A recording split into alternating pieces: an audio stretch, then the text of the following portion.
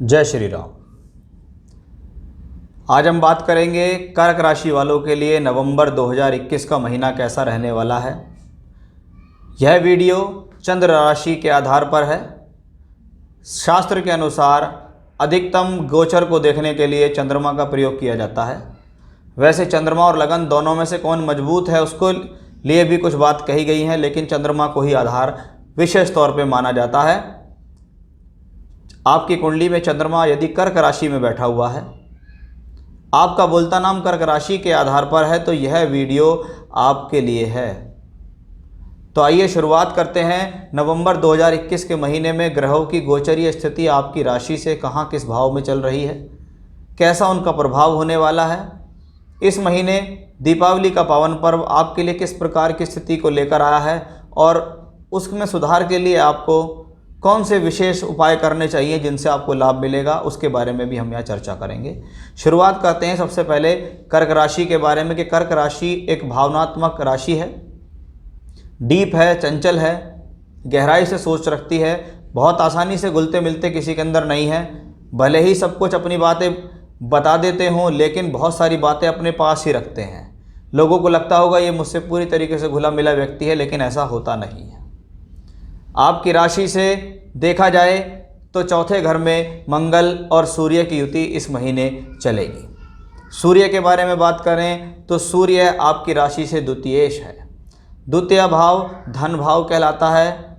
वाणी के बल पर कमाया हुआ पैसा भी दूसरे ही घर से देखा जाता है। दूसरे घर का मालिक चौथे घर में बैठा है, इसका मतलब है प्लेनेट की पोजीशन अच्छी है कि धन भाव का मालिक केंद्र स्थान के अंदर है। यह धन के लिए अच्छा संकेत माना जाता है। कभी कभी यह स्थिति प्रॉपर्टी से धन दिलाने के लिए अच्छी है, वाहन से धन दिलाने के लिए अच्छी है, या आप ऐसा कोई भी कार्य करते हैं जो भूमि जमीन जायदाद से संबंधित सेल परचेज हो, इंटीरियर डेकोरेशन का काम करते हों, एक्सटीरियर डिज़ाइनिंग का काम करते हों, राजमिस्त्री हों, प्रॉपर्टी डीलिंग से संबंधित काम, वाहन से रिलेटेड काम, ट्रांसपोर्ट से संबंधित काम, कुछ भी ऐसा काम अगर आप करते हैं तो ये उन लोगों के लिए बेहतर है, क्योंकि धन स्थान का मालिक चौथे घर में ट्रांजिट कर रहा है। ये ग्रह यहाँ नीच का होता है। नीच का ग्रह का चौथे घर में आना, साथ में मंगल का भी होना, परिवार के अंदर थोड़ा अशांति का माहौल देता है।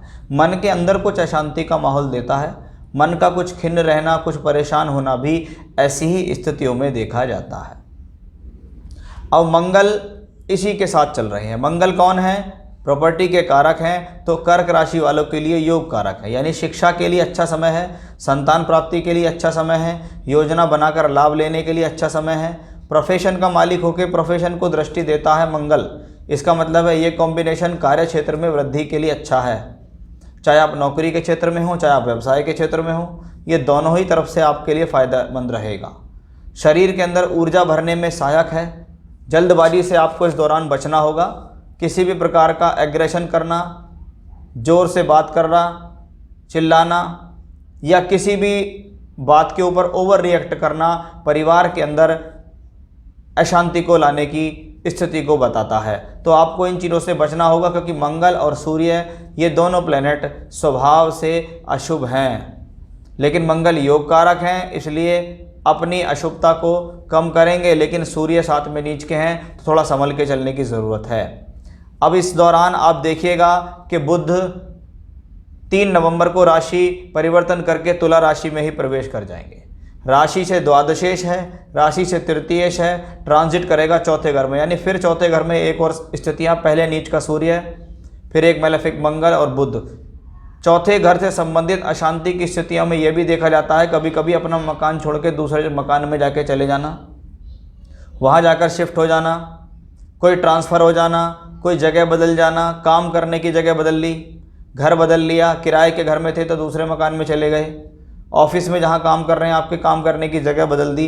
वो सब इसी वजह से संभव होता है, क्योंकि बुध व्यय स्थान का मालिक होकर प्रॉपर्टी के हाउस में है। प्रॉपर्टी पे इन्वेस्टमेंट, वाहन पे इन्वेस्टमेंट, सुख साधनों के लिए खर्च कराना भी इसी कॉम्बिनेशन से देखा जाता है। तो बुध प्लेसमेंट बुध की बहुत अच्छी है, लेकिन बुध जहाँ का स्वामित्व रखते हैं वो खराब है। अब खराब भाव का मालिक केंद्र में या त्रिकोण में यानी अच्छे भावों में चलेगा तो वो कोशिश तो यही करेगा कि मैं अपने खराब फल दूं, लेकिन बस इतना ही करेगा कि कुछ चेंज कराकर आपको दूसरी जगह ले जाएगा, कुछ चेंज कराकर सेटल दूसरी तरफ करा देगा, ऐसा देखा जाता है। इन्वेस्टमेंट का है तो इन्वेस्टमेंट करा देगा। अब बात करते हैं शुक्र के बारे में। आपकी राशि से छठे घर में शुक्र चल रहे होंगे।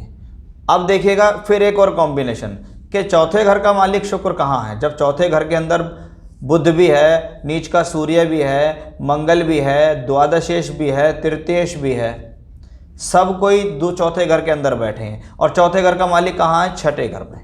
अब इंडिकेशंस ये आता है किसी भी प्रकार की प्रॉपर्टी से संबंधित सेल परचेज के लिए सावधानी रहें, जल्दबाजी ना करें, बहुत जांच पड़ताल करके आपको कुछ भी चीज़ में इन्वेस्ट करना है या खरीदना है। यह स्थिति फिर से इंडिकेशंस दिखाती है कि परिवार के अंदर कुछ ना कुछ कलह का वातावरण बिना किसी बात को लेकर भी संभव दिखाई देता है। जब शुक्र चतुर्थेश होके छठे घर में चलें, वाहन में सावधानी बरतें, वाहन चलाते में जल्दबाजी ना करें। आने वाले समय में ट्रैफिक बढ़ेगा क्योंकि त्योहारों का समय होगा, तो नवंबर के महीने में आप ऐसी कोई भी गलती ना करें जो आपके लिए हानिकारक हो जाए।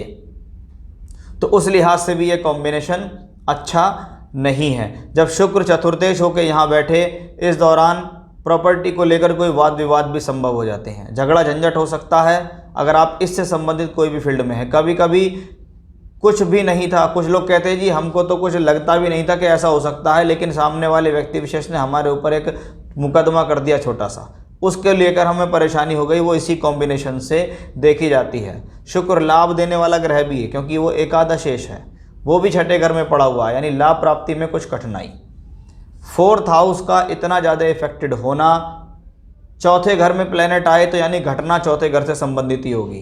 पहला, चौथे घर में 3 ग्रह मंगल सूर्य बुध, दूसरा चौथे घर का मालिक छठे घर में, तीसरा शनि की 10वीं दृष्टि भी चौथे घर पर। तो आप इस चीज़ को समझिएगा कि आपको अपने फोर्थ हाउस को कितना ज़्यादा संभाल के रखना है।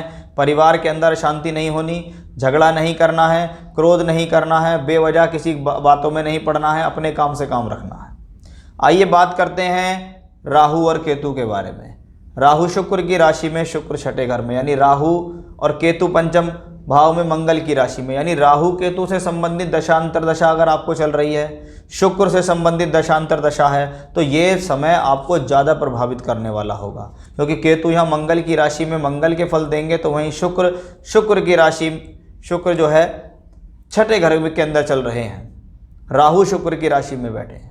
तो थोड़ा सा ध्यान रखिएगा, इस बात की तरफ मैं बार बार इंडिकेशन कर रहा हूँ। अब हम बात करेंगे शनि और बृहस्पति के बारे में। शनि मार्गी हैं लेकिन स्वराशि के हैं, यानी सप्तमेश का सप्तम भाव में होना, पत्नी प्राप्ति का योग, शादी कराने का योग, क्योंकि बृहस्पति भी यहाँ मार्गी हो गए। ये एक दोहरा गोचर चल रहा है इस दौरान। कहाँ चल रहा है? राशि से सप्तम में दोहरा गोचर मांगल्य जीवन के लिए अच्छा होता है, शादी कराने के लिए अच्छा है, रिश्ता कराने के लिए अच्छा है, पार्टनरशिप के कार्यों के लिए अच्छा माना जाता है। शनि सप्तमेश होकर सप्तम में है, पद प्राप्ति रहेगी, नौकरी में है नौकरी चलती रहेगी, व्यवसाय है व्यवसाय चलता रहेगा। मंगल की दृष्टि भी इसके ऊपर है, मंगल योग कारक है और शनि मंगल को वापस दृष्टि देता है। शनि सप्तमेश है, यानी शनि मंगल की एक दूसरे को दृष्टि देना आपके साहस में वृद्धि देता है, आपके कॉन्फिडेंस को बढ़ाता है। शनि मंगल का एक दूसरे को दृष्टि देना चौथे घर से संबंधित भूमि जमीन जायदाद के क्रय विक्रय से संबंधित जो लोग कार्य करते हैं, जो प्रॉपर्टी डीलिंग का कार्य करते हैं या जिनका काम कंस्ट्रक्शन का काम है, जो भूमि से संबंधित या फ्लैट से संबंधित कार्य करते हैं, उनके लिए ये कॉम्बिनेशन ज़्यादा बेटर माना जाता है। वहीं बृहस्पति भाग्येश हैं, अभी प्योरली नीच हैं क्योंकि ये ग्रह पहले वक्री था तो इसको चेष्टा बल प्राप्त था। अब ये ग्रह चेष्टा बल प्राप्त नहीं है, अब ये बस स्वराशि शनि की राशि में बैठा हुआ है, यानी थोड़ा सा पैसों को लेके, धन को लेके खिंचावट की स्थितियां ये कॉम्बिनेशन देगा। जब तक ये प्लेनेट कुंभ राशि में नहीं आ जाता तब तक ये थोड़ी खिंचावट देगा, उसके बाद ये स्थिति धीरे धीरे करके आगे की तरफ बेहतर होती चली जाएगी। ये दोनों प्लेनेट अभी तक वक्री थे लेकिन अब हो जाएंगे मार्गी। मार्गी यानी डायरेक्ट। शनि तो इसी राशि में रहेंगे अभी अप्रैल 2022 तक, लेकिन बृहस्पति यहाँ 20 नवंबर को ट्रांजिट से चेंज करके नीच राशि से निकलकर राशि से अष्टम में आएंगे, जहाँ से बैठकर ही आपको धन स्थान को दृष्टि देंगे। तो उस लिहाज से कॉम्बिनेशन थोड़ा सा चिंताजनक दिखाई देता है। अब प्रॉब्लम्स फोर्थ हाउस ने काफ़ी बनाई है इस महीने आपके लिए इन चिंतन को, इन परेशानियों को दूर करने के लिए करना क्या चाहिए कि आपको 4th हाउस और मंगल यानी शुक्र और हनुमान जी दोनों की पूजा करें। दीपावली वाले दिन आप माता रानी से, हनुमान जी से प्रार्थना करें कि वो आपको इस पूरे वर्ष परेशानियों से दूर रखें और अपनी पूजा के समय पे माता लक्ष्मी, भगवान गणेश, माता सरस्वती, हनुमान जी, इन सब का अच्छी खरी तरीके से पूजन करके शुद्धिकरण नहला धुलाकर उसके बाद आप श्री सूक्तम, पुरुष सूक्तम का जाप अवश्य करें और उसके बाद राम रक्षा स्तोत्र का पाठ करेंगे तो आपके लिए और बेहतर होगा। अगर आप किसी प्रकार के झगड़े झंझट, कोर्ट कचहरी, विवाद, मुकदमे में फंस रहे हैं तो उस दौरान शत्रु का नाम लेकर शत्रु से छुटकारा प्राप्त करने के लिए हनुमान जी के सामने अपनी अर्जी लगाइए और सुंदरकांड का पाठ कीजिए, तो यह भी आपके लिए बहुत ज़्यादा बेहतर रहने वाला है। तो ये था नवंबर महीने का राशिफल कि कौन सा प्लेनेट कहाँ किस भाव में चलकर आपके लिए क्या दे रहा है। चौथे घर से संबंधित चिंताएं आई, उससे संबंधित पूजा पाठ आपको बताई, करेंगे तो आप इन सब चीज़ों से बचे रहेंगे।